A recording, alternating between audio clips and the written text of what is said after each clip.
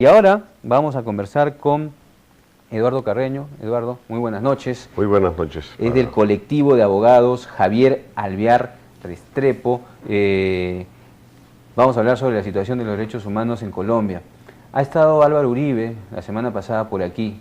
Yo le cuento que Álvaro Uribe acá le revientan platillos, como se dice en nuestro país, lo aplauden como si fuese una figura, no lo sé, respetable, etcétera.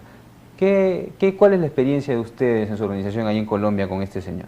En primer lugar, un saludo muy fraterno a nombre de las víctimas de los crímenes de Estado con quienes trabajamos representándolas en los procesos penales. La experiencia que se tiene con el presidente Álvaro Uribe es de negación total del conflicto, no interlocución con las víctimas ni con los organismos de derechos humanos.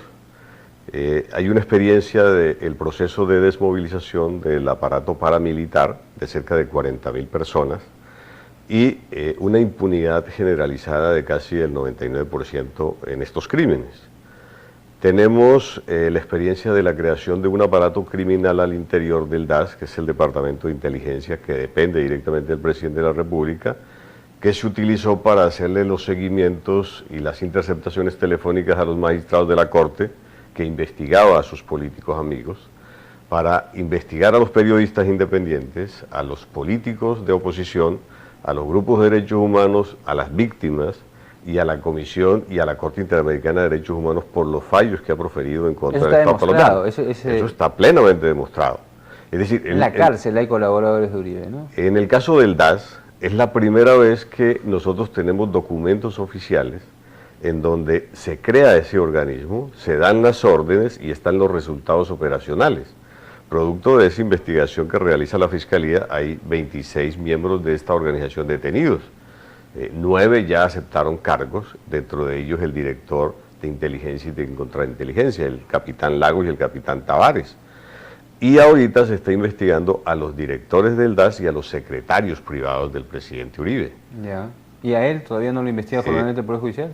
Se inició la investigación en la Comisión de Acusaciones de la Cámara de Representantes, pero los políticos que están en esta comisión todos son del Partido Uribista. De la U, ¿no? El partido de la U. Del Partido de la U, y nosotros creemos que ahí no va a haber ningún proceso, pero sí estamos solicitando que se presione para que se pronuncie en forma definitiva sobre el caso para poder agotar los recursos internos y, si es el caso, presentar el caso ante la Corte Penal Internacional. Hasta ahí piensan llegar. Y una pregunta, porque la imagen que Uribe se ha creado en muchos sectores de Latinoamérica y del mundo es que él de alguna manera fue el único que se puso firme, ¿no? Como un Fujimori acá, ¿no? Guardando las distancias, y logró hacer retroceder a las FARC, ¿no? Y bueno, ahí en ese camino, como ya sabemos el discurso, bueno, murieron pues algunos por ahí, esos son los costos de la guerra. ¿Es tanto así? Porque de que tenía respaldo popular lo tenía hasta el final él, ¿no? ¿Qué sucedió ahí con los colombianos?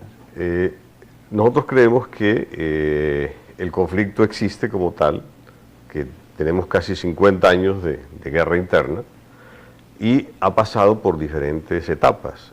A partir de la ruptura del diálogo del 2002 en San Vicente del Guaguán con las FARC, se generaliza la guerra en el país. Esto ha llevado a un desangre, efectivamente, tanto de miembros de la fuerza pública como de los movimientos guerrilleros.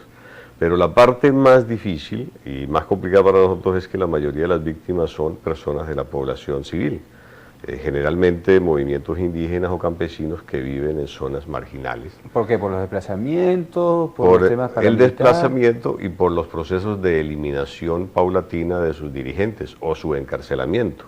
Ya. Esa es la parte que nosotros creemos que es más preocupante del desarrollo del conflicto. ¿Por qué se encarcela a dirigentes que se les asocia con los la FARC? Se les asocia como colaboradores de los movimientos guerrilleros o como parte de los movimientos guerrilleros. Y se van a la cárcel y demostrar que son inocentes lleva procesos de 2, 3 años.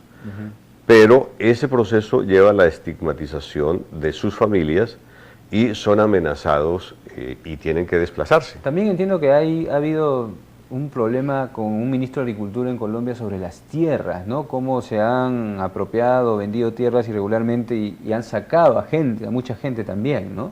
Sí, el caso del ministro Arias, de Agroingreso Seguro, que iba a preparar las condiciones para el TLC en Colombia, y los dineros, en lugar de dárselos a los sectores más pobres del campesinado para que se preparen en condiciones de estructura, de desarrollo técnico, se lo entregaron a los grandes propietarios. Igualito está sucediendo aquí, ahora yo voy a hacer un comentario al final, igualito así, igualito.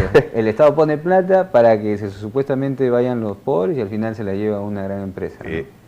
Muchos de estos contratos la Fiscalía los investigó y los beneficiarios están presos. Y hoy está preso el ministro Arias y está llamado a juicio. Sí, claro que sí. Porque sí, fue realmente una cosa terrible. Yo me acuerdo de haberlo leído en una publicación colombiana. Y dígame, Eduardo, el otro componente de la violencia en Colombia son la guerrilla, las FARC, ¿no es cierto? Y también ahí pareciera que hay una intransigencia, ¿no? Los prisioneros que todavía mantiene son cientos, si no me equivoco, los muestran encadenados, están en jaulas, etcétera, y eso de alguna manera aviva, ¿no?, las posiciones como las de Uribe. ¿Qué decir acerca de esto? Nosotros en los grupos de derechos humanos hemos denunciado las infracciones al derecho de la guerra, y hemos planteado la necesidad de que se solucione políticamente el mismo. Ya se han dado algunas situaciones en las cuales se ha intentado la recuperación por vías de hecho de estas personas privadas de la libertad, con resultados nefastos en unos casos y en otros con resultados exitosos. Hay una liberación en estos días que está ahí pendiente, eso, ¿no? Se está gestionando por colombianos y colombianas por la paz la liberación de los últimos miembros de la fuerza pública detenidos por la guerrilla, con facilitación o mediación del gobierno de Brasil. Pero todavía son cientos los que están ahí, ¿no? Son 10 personas las que están privadas de la libertad. Pero hay más.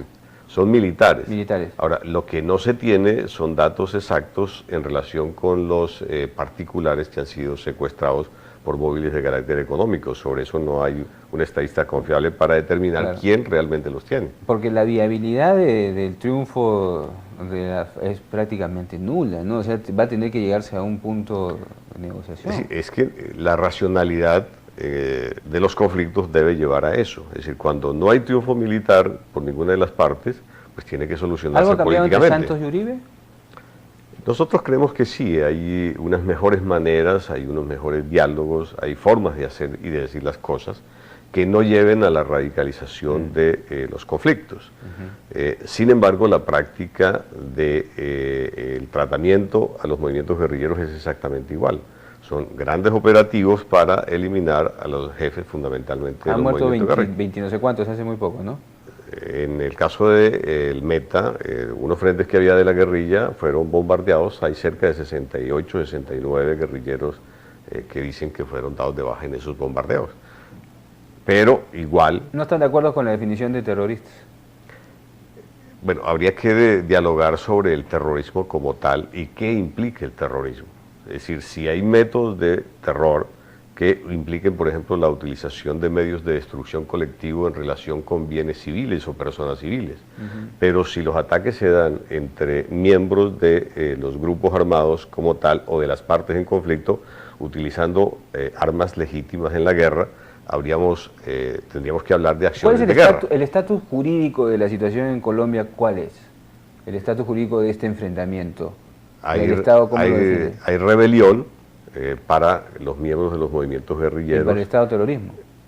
Y el Estado califica a los rebeldes también como terroristas si cometen actos de terror en el desarrollo del conflicto.